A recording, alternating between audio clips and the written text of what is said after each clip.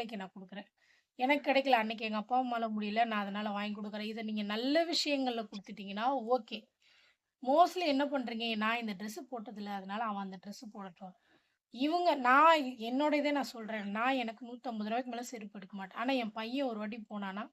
600 ரூ. 700 அடுத்தவங்கள நம்ம ஈஸியா சொல்லிர்றோம். "ஏய் என்ன இவ்ளோ காசுக்கு செருப்பு?" ஆனா நம்மளுக்குன்னு வரும்போதுல்ல, சரி நம்மளுக்கு தான் நம்ம தான் போட்டதுல போடட்டும். ஆனா அதுக்கு அவ்ளோ காசு தேவையே இல்ல.